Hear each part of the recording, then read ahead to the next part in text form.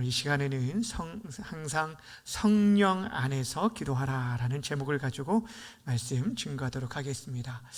우리가 지난 시간까지 수요 예배 시간을 통하여서 에베소서 6장 14절부터 17절까지 있는 말씀을 가지고 하나님의 전신갑주에 대한 부분을 함께 나누었습니다.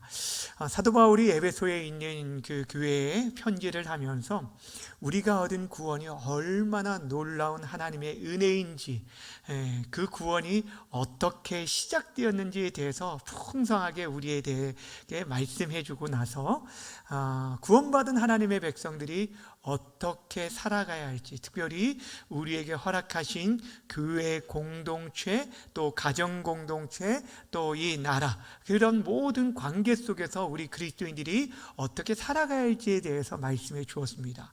그러면서 끝으로 형제들아 라고 하면서 무엇을 얘기하고 있냐면, 우리들이 주 안에서 그의 힘의 능력으로 강건해지고 마귀의 관계를 능히 대적하기 위해서 우리가 무장해야 할 것이 있다라고 말했어요. 무엇이냐면 바로 하나님의 전신갑주를 입으라 라고 얘기를 합니다. 다시 말하면 이 마지막 때에 영적 전쟁이 끊이지 않는 이 시대에 우리 그리스도인들이 어떻게 살아가야 정말 승리하는 그리스도인들이 될 수 있는지, 승리하는 교회와 승리하는 나라와 승리하는 개인이 되기 위해서 우리들이 정말 무장해야 할 것이 있다라고 얘기하면서 권면해 준 것이 하나님의 전신갑주를 입을 것을 우리에게 권면해 주고 있습니다.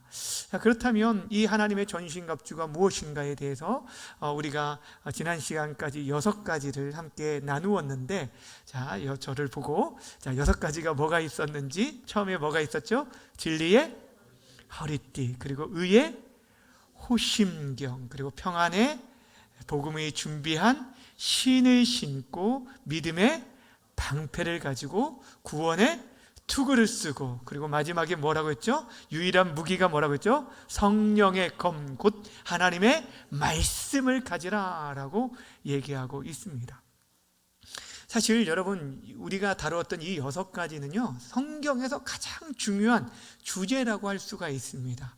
여러분, 진리가 나오죠, 의가 나오죠, 복음이 나오죠, 믿음, 구원, 말씀, 이 6가지는 사실 성경의 가장 좀 핵심적인 주제를 말하고 너무너무 광범위하고 굉장히 큰 주제들입니다. 그런데도 불구하고 이것들이 실질적으로 우리가 로마 군인들이 착용했던 그 군장들을 하나하나씩 비교하면서 우리들이 실제적인 삶 속에서 이런 큰 주제를 어떻게 가지고 있을 때 우리가 승리할 수 있는지에 대해서 가르쳐 주었다라는 것이죠.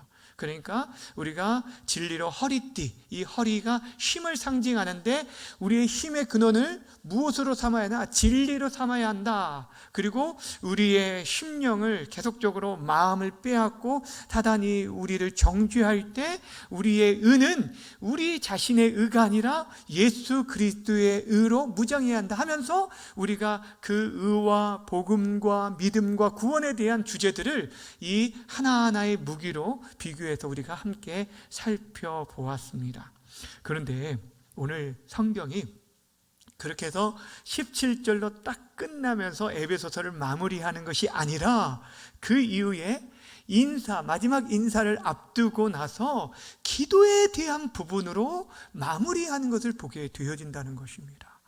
여러분, 기도에 대한 부분을 마무리하고 있는 것을 통해서 많은 사람들이 이 기도가 6가지의 그 갑주만 있는 게 아니라 7번째 하나님의 전신 갑주가 바로 기도다라고 말하는 사람들도 있습니다.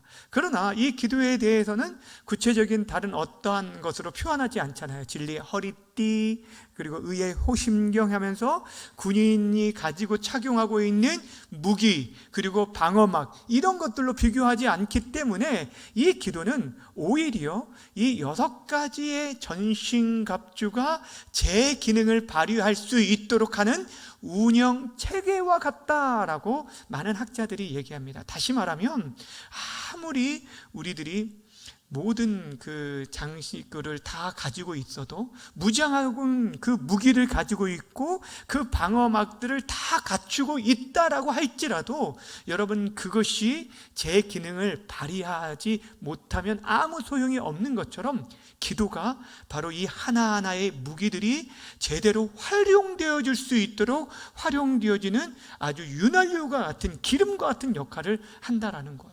여러분, 아무리 탁월한 그런 능력을 가지고 있는 그런 예를 들어서 뭐 전차나 이런 탱크를 가지고 있다 할지라도요, 그것이 기름이 없으면 제 기능을 발휘하지 못하는 것처럼, 궁극적으로 우리가 가지고 있는 이 하나님의 전신갑주, 이 전신갑주의 모든 것은 기도를 통해서 제 기능을 발휘할 수 있다라는 거예요.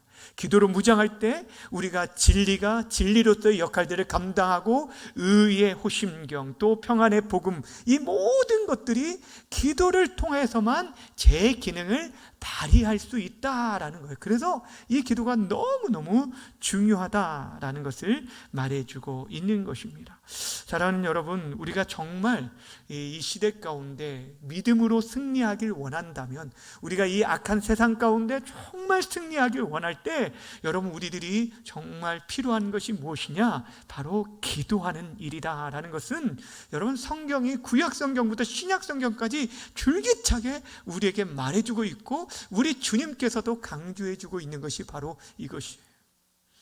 우리 예수님께서 우리 그리스도인들에게 기도의 권세를 주셨어요. 하나님을 아버지라 부를 수 있고 기도의 권세를 주셨고, 그 기도의 능력을 가지고 우리가 살아가기를 원하셔서 우리에게 구하라, 찾으라, 두드리라 하면서 성경에서 기도할 거에 대한 명령을 수없이 많이 우리에게 주고 있습니다. 이제 우리가 이 악한 영들과의 싸움 속에서도 승리하기 위해서 기도해야 합니다. 여러분, 우리가 아까서 찬양했던 것처럼 예수님께서 우리의 대장 되시고 우리가 영적 군사로서 싸우기 위해서 주님을 닮아, 정말 그분을 닮아서 그분이 앞서가신 그분을 따라가야 하는데, 예수님의 사역들을 여러분 그 복음서를 쭉 보다 보면 가장 중요한 일들을 앞두고 나서 늘 하나님 앞에 엎드리는 모습을 우리는 보게 됩니다. 예수님이 습관을 쫓아 새벽에 하나님 앞에 엎드렸던 것을 우리가 잘 알고 있지만, 여러분, 공생애를 시작하기 전에 예수님께서는 40일 동안 금식하며 기도를 하셨어요. 그리고 예수님께서 12제자를 세우시기 전에 어떻게 했냐면, 성경에서 보면은 예수님께서 밤새 기도하셨다라고 기록을 하고 있습니다.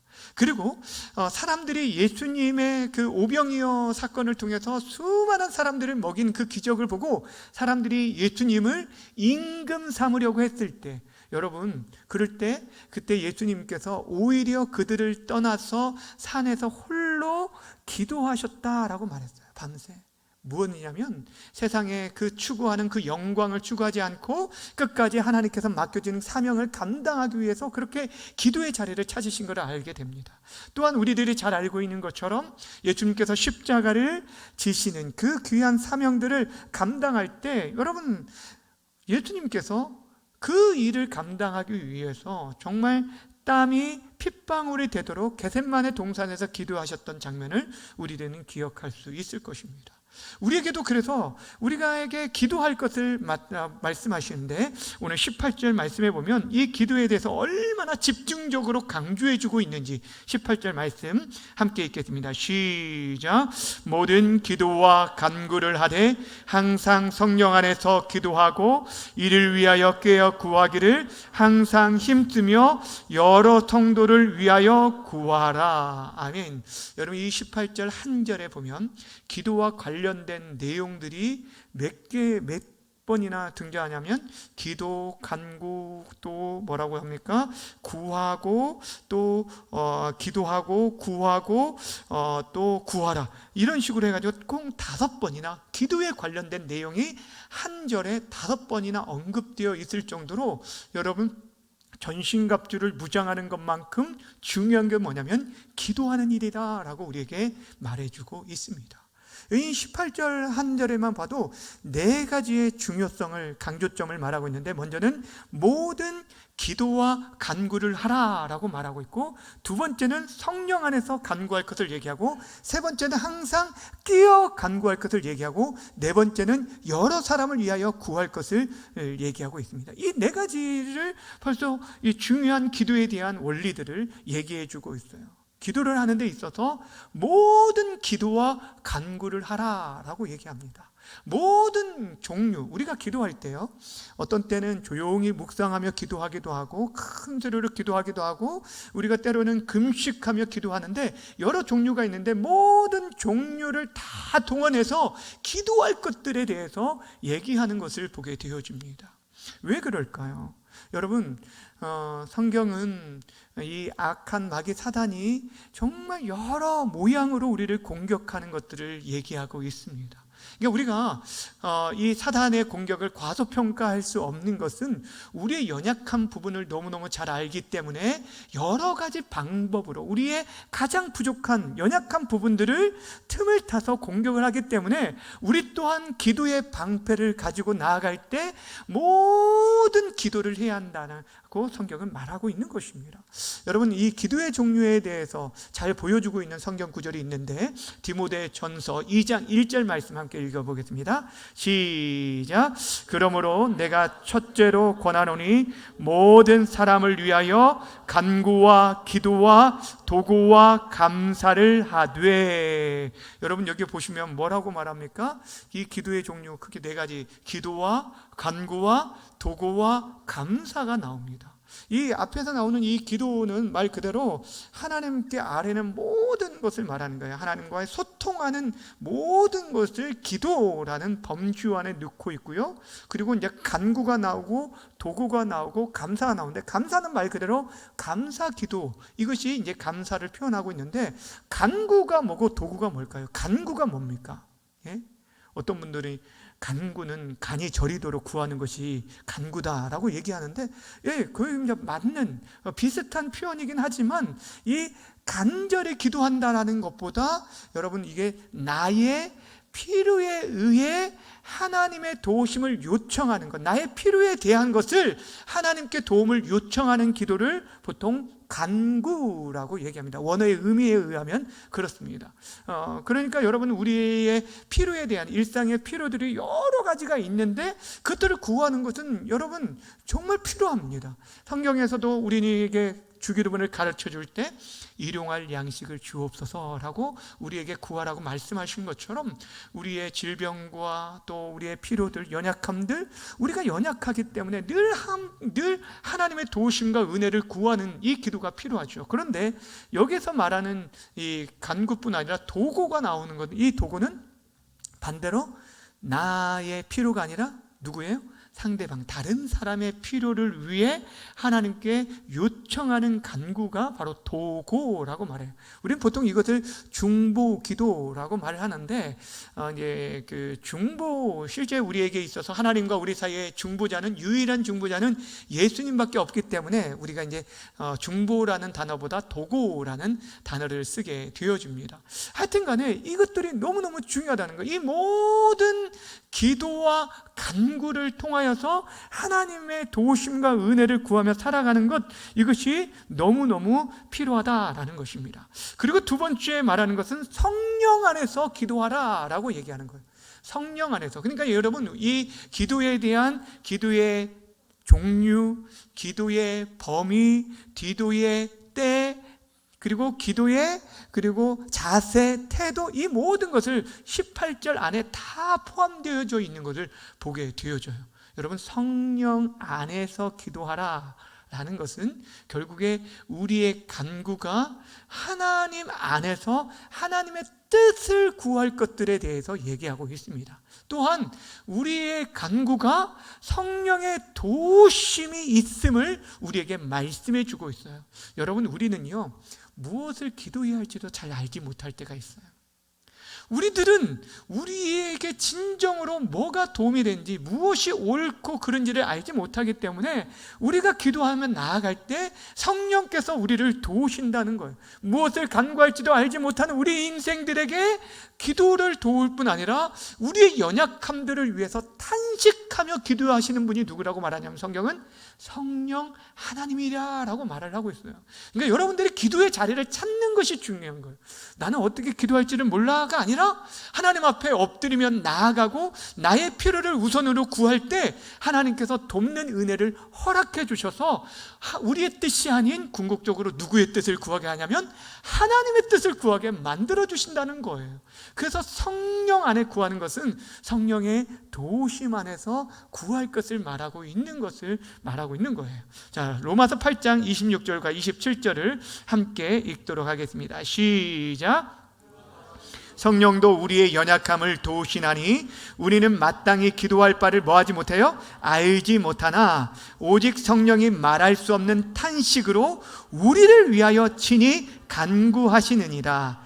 마음에 살피시는 이가 성령의 생각을 아시나니 이는 성령이 하나님의 멋대로요 뜻대로 성도를 위하여 간구하심이니라. 아멘. 여러분 아멘이십니까? 그러니까 우리가 기도할 때 그런 경험들을 많이 해보셨을 거예요. 기도하신 분들 아는데 내가 어떤 문제를 가지고 하나님 앞에 엎드릴 때 A라는 답을 구하면서 하나님 앞에 하나님 이 문제를 이렇게 좀 해결해 주셨으면 좋겠습니다 라고 기도하러 하나님 앞에 나왔어요. 그런데 기도하다 보니까 A라는 기도가 아니라 응답이 아니라 정말 하나님이 기뻐하신 뜻을 기도하는 가운데 발견하고 하나님 A가 내 뜻은 A였지만 하나님이 더 기뻐하시는 B의 뜻을 이루게 해 주십시오 라고 기도하는 경우들이 참 많다는 거예요. 그런 경험들 많이 있으시죠? 네, 있으셔야 하는데 있으실 거예요 아마.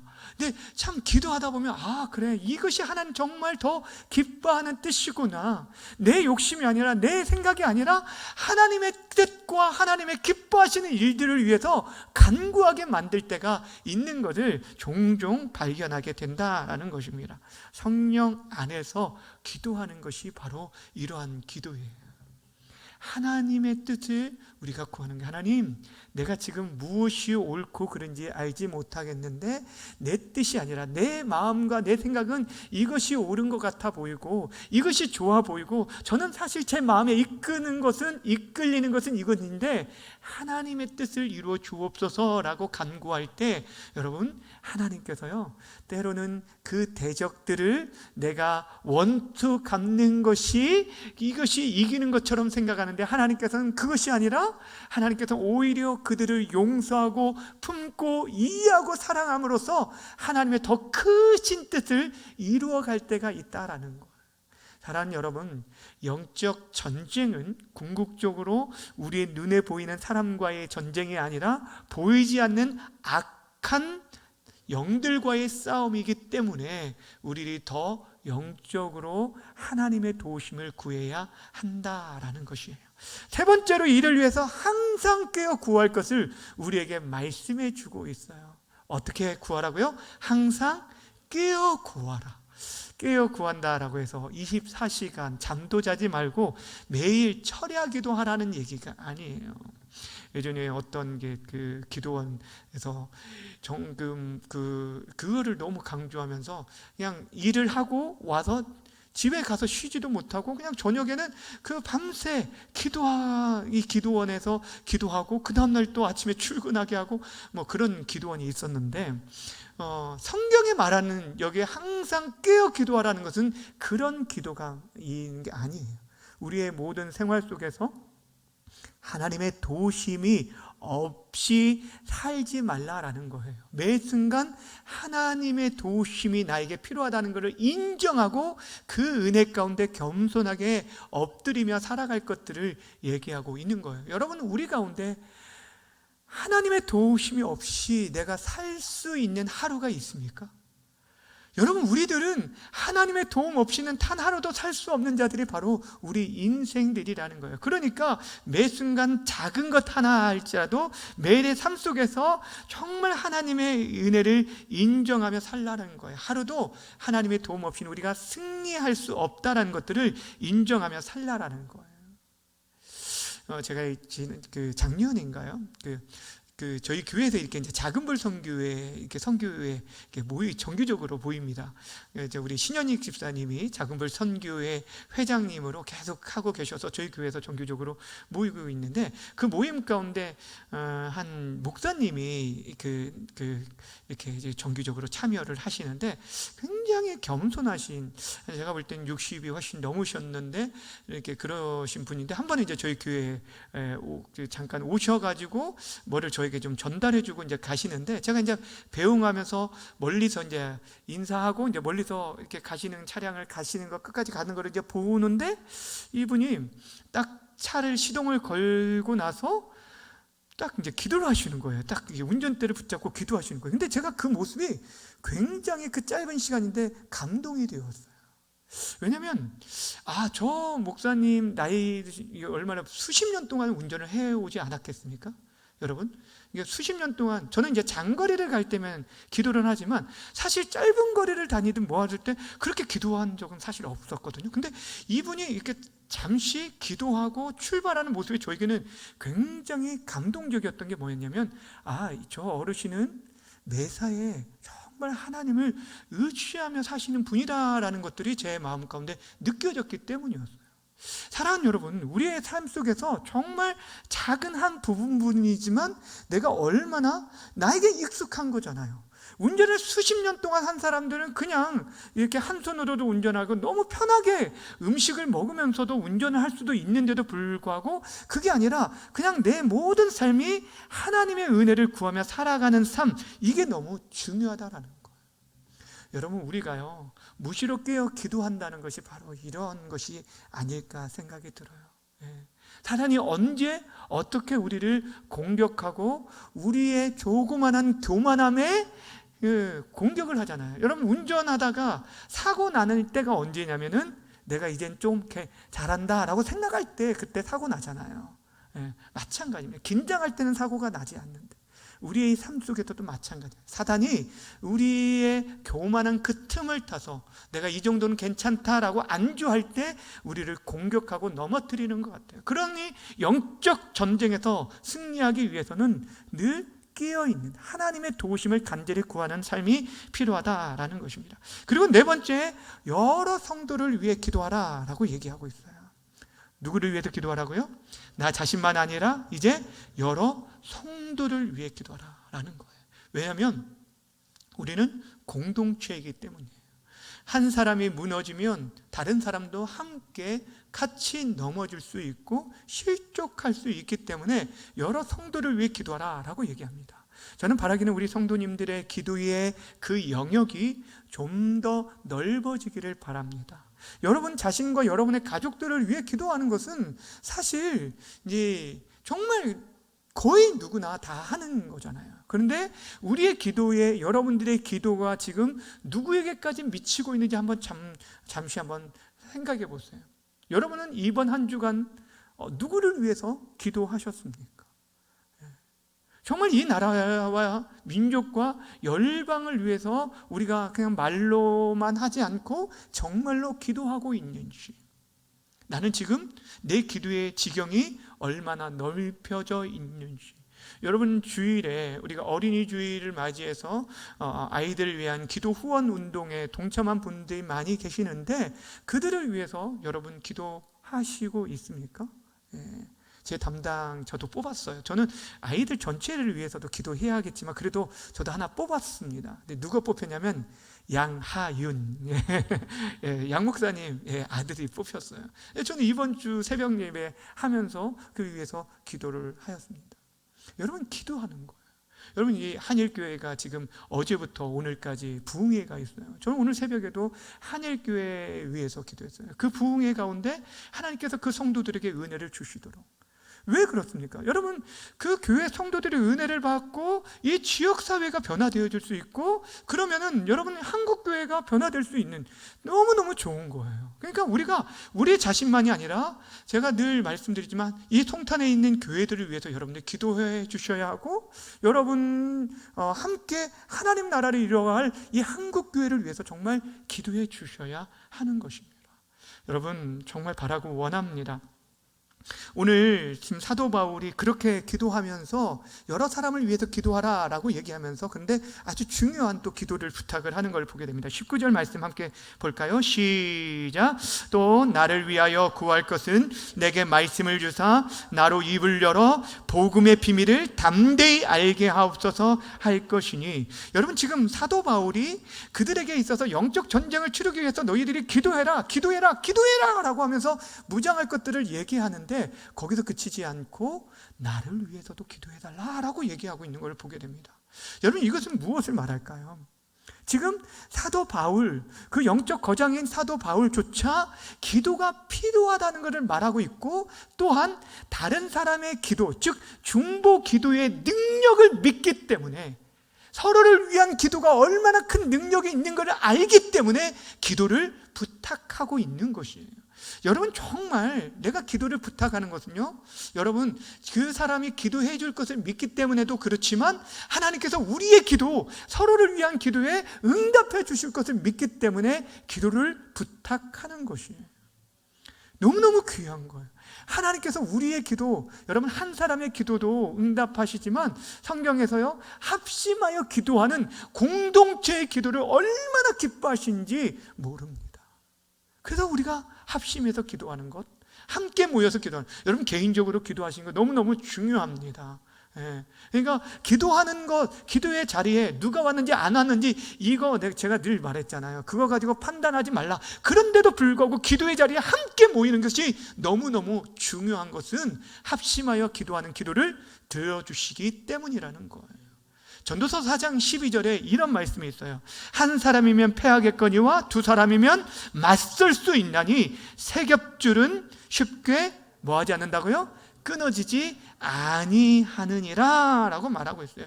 기도의 세 겹줄은요, 쉽게 끊어지지 않아요. 그래서 너무너무 중요해요. 여러분들을 위해서, 서로를 위해서 기도해 주는 사람이 있다는 것 너무너무 귀하고, 또한 내가 또 그렇게 기도를 해야 돼요. 출애굽기 17장에 보면 이 중보 기도의 능력과 승리에 대한 영광을 우리에게 잘 보여주고 있잖아요. 출애굽한 이스라엘 백성이 처음으로 만난 전쟁 상대가 아말렉이었어요. 이들은 처음부터 그 전쟁에 익숙했던 자들이고, 한 번도 전쟁을 경험해 보지 못한 이 애굽에서 나온 이스라엘 백성들은 정말 굉장히 그런 고전을 면치 못할 수밖에 없는 그런 전쟁이잖아요. 그런데 이 전쟁에 어떻게 나아갔습니까? 실제 그 전장에 나갔던 여호수아 장관과 군인들이 있었지만 모세와 아론과 훌이 산 꼭대기에서 기도를 하기 시작합니다. 모세가 손을 들면 누가 이기게 되냐면 이스라엘이 이기게 되어졌는데, 그 손이 내려가면은요, 아말렉이 이기는 거예요. 여러분, 우리들이 기도의 능력을 알잖아요. 정말 우리가 기도할 때 우리의 자녀들이, 여러분, 정말 그들이 하나님의 은혜 가운데 세워지는 걸 아는데도 불구하고 모세가 자신이 눈으로 보는데도 정말 이스라엘, 이 손이 들려져야 이스라엘이 이기는 걸 아는데도 불구하고 손이 점점 내려올 수밖에 없는 것이 우리 인간의 연약함이에요. 그 강한 모세도 연약해 내어올 수밖에 없어요. 여러분, 그래서 우리가 동역자가 필요한 거예요. 기도의 동역자가 필요한 이유가 여기에 있는 거예요. 서로를 위해서 기도를 해야 돼요. 여러분, 아침에 새벽에 깨워서 기도하시길 바랍니다. 여러분, 함께 기도하셔야 돼요. 정말 그 세워진 지도자들을 위해서 기도하고, 여러분 그 공동체를 위해서, 나라를 위해서, 지도자를 위해서 계속적으로 기도하는 일들이 너무너무 중요하다는 거예요. 저는 이 나라 생각해 볼 때 정치, 경제, 문화, 사회, 외교, 여러분 모든 교육에 이르기까지 여러분 부패할 대로 부패하여 있는 이 나라입니다. 그런데도 불구하고 아직까지도 하나님께서 이 나라를 붙드시는 이유 중에 하나가 무엇입니까? 이 나라를 위해서 새벽을 깨워 기도하는 한국교회 믿음의 선배들이 아직까지도 있기 때문이라는 거예요. 그런데 점점 교회들마다 이 새벽 기도의 숫자들이 줄어들고 있는 그런 현실 속에 있잖아요. 기도의 자리를 지키는 사람들이 적어지고 있잖아요. 여러분, 그렇다면 어떻게 될까요? 여러분, 우리의 후손들이 지금 여러분 음란한 이 문화에 물질 만능 이기적인, 극단적 이기주의적인 그런 모습 속에 살아가고 있는 이들을 위해서 여러분 아이들이 그 폭력과 그 위험 가운데 그들의 악한 영으로부터 저들을 지켜주기 위해서 누가 기도할 수 있겠어요? 누가 기도해요? 저와 여러분들이 기도해야 한다는 거예요. 그 자리를 지키고 믿음으로 기도해야 한다는 거예요. 우리의 믿음의 선배들 통해서 우리가 그동안의 은혜를 얻었다면 우리들이 우리의 사랑하는 자녀들에게 그래도 정말 자랑스러운 대한민국을 남겨줄 뿐 아니라 믿음을 남겨주기 위해서 기도의 자리를 지켜줘야 한다는 거예요. 말로만이 아니에요. 정말 기도하셔야 돼요. 지난주에 우리가 여호와를 경외하는 신앙의 유산을 남겨줘야 하는 이유가 뭐라고 했습니까? 영원토록 우리의 자손들이 복을 받게 하기 위함이라고 했잖아요.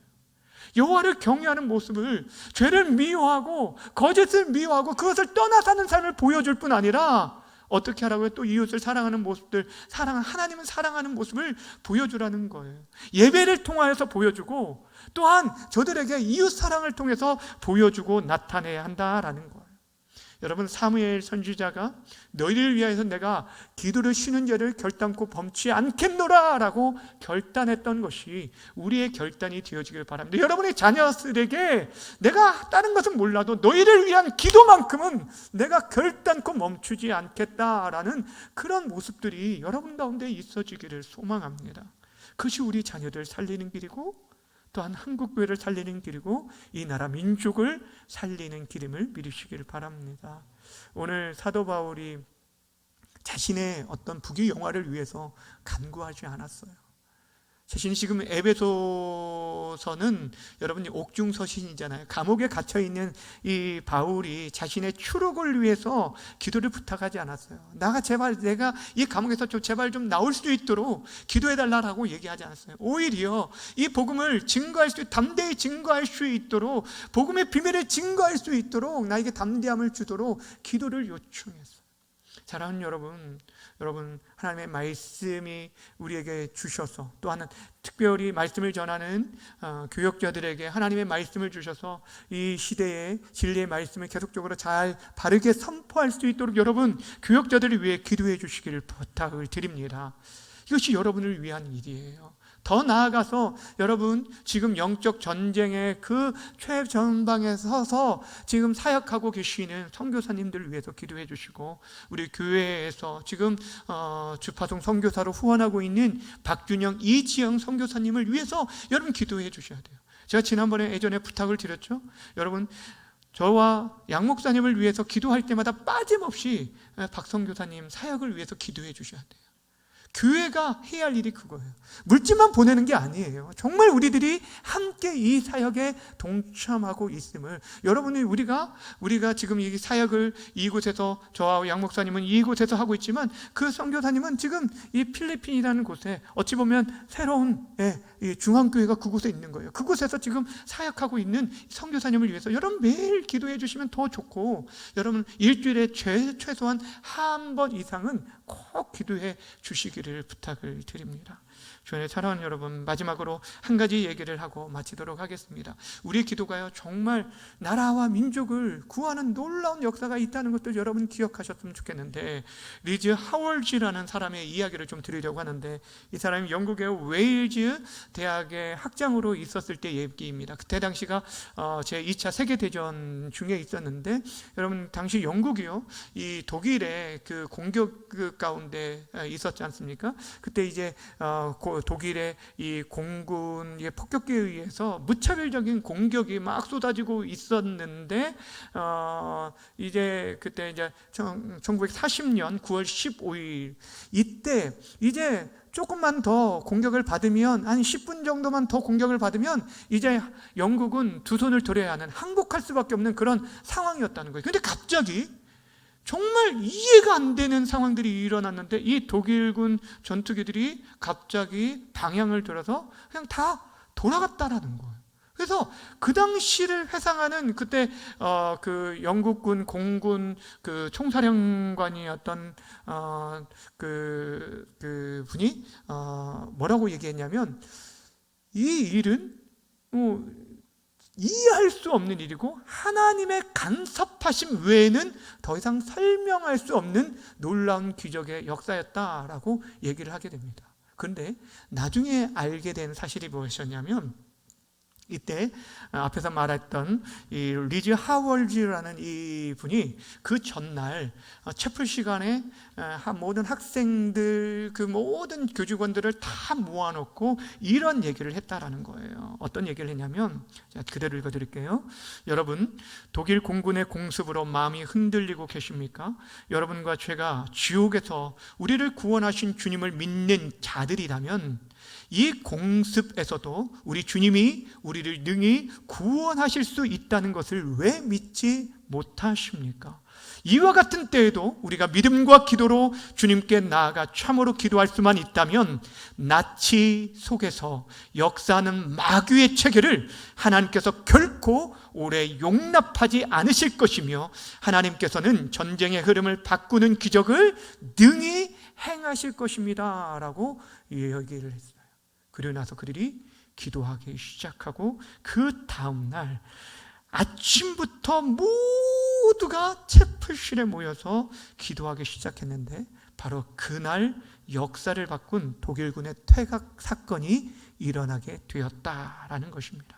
당시 영국 수상이었던 윈스턴 처칠이 그때 당시의 전쟁 회고록에서 이런 얘기를 했어요. 이날의 영국군의 승리는 아주 특별하고 결정적인 하나님의 도우심의 승리였다라고 기록하고 있을 정도로, 여러분, 그 모든 일들은 하나님의 일, 또한 기도의 역사였다라는 거예요. 근데 여러분, 우리나라도 그런 역사가 있었다는 걸 여러분 아십니까? 6.25 전쟁으로 인해서 이제 낙동강 그 밑에 이남만 남겨놓고, 부산 지역이죠. 그 밑에 지역만 남겨놓고 위에는 이미 다 점령되어졌을 때 그 피난민들이, 또 특별히 피난민들 가운데 목회자들이 중심으로 해서 초량교회에 모여서 기도하기 시작했어요. 이제 여기만 뚫리면 남한은 끝나는 거예요. 끝나는 상황이에요. 그 끝나는 상황에서 초량교회에 모여서 하나님 앞에 간절히 기도했는데, 그때 이 낙동강을 넘어오지 못한 게, 비가 그 밤새 폭우처럼 쏟아져 가지고 그 모든 것들이 이제 북한의 계획들이 무산되어지고, 그리고 며칠 지나지 않아서 그때 이제 인천 상륙 작전이 성공이 되어져서, 여러분, 완전히 놀라운 반전의 역사가 일어났다는 거예요. 여러분, 이것이 한국 교회 안에서 있었던 일입니다. 여러분, 하나님은 지금도 우리의 기도를 들으시는 능력이 하나님이신 줄 믿으시길 바랍니다. 기도를 통해 하나님이 일하셔요. 놀라운 일들을 하나님께서 행하여 주신다라는 것입니다. 우리가 승리할 수 있는 것은 우리가 가지고 있는 타이틀이 아니에요. 내가 목사이기에, 장로이기에, 권사이기에 마귀가 무서워서 도망치는 게 아니라는 거예요. 예수님께서 말씀하셨어요. 기도 외에는 이런 능력이 나타날 수 없다라고 말하고 있어요. 여러분, 우리가 기도하셔야 돼요.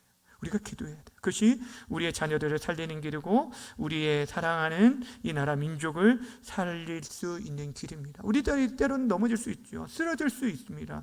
그러나 다시 한번 일어나서 기도의 자리를 굳건히 지키시는 우리 사랑하는 성도님들 다 되어주시기를 바랍니다. 그래서 여러분 한 사람 한 사람이 영적 전쟁에서 기도로 승리함으로 말미암아서 여러분 삶 속에 하나님이 이렇게 우리 삶 속에 일하셨다라고 고백하고 간증하며 찬양하는 역사들이 우리의 모임 가운데, 우리 공동체 모임 가운데 끊임없이 나타나게 되어지기를 주님의 이름으로 간절히 축원합니다. 이제 우리 함께 기도하며 나아가기를 원합니다. 이 시간 여러분들, 오늘 특별히 여러분이 자녀 손들을 위해서, 이 5월에 우리가 어린이날, 또 오늘 어버이날이죠. 근데 우리 자녀 손들을 위해서 정말 우리들이 기도했으면 좋겠어요. 저들이 우리가 믿는 하나님을 믿고 섬기며 우리보다 더 하나님을 사랑할 수 있는 그런 은혜를 허락해 달라고 기도해 주시고, 또한 우리들 안에 기도의 영성을 회복할 수 있게 해달라고 기도했으면 좋겠습니다. 모세가 손을 들 때 이스라엘이 승리하였고 손이 내려가면 지는 것을 보면서도 그 손이 내려갈 수밖에 없을 정도로 연약한 인생들이 우리들입니다. 하나님 도와주십시오. 우리의 손이 내려가지 않도록 서로의 기도의 손을 붙들어주는 기도의 동역자들이 되게 해 주옵소서. 함께해 주옵소서. 우리 안에 기도로 말미암아 다시 없는 교회 공동체 안에 놀라운 회복의 역사들이 나타날 수 있도록 도와달라고 우리 주여 한번 부르고 주신 말씀 기억하면서 기도하며 나아갑니다.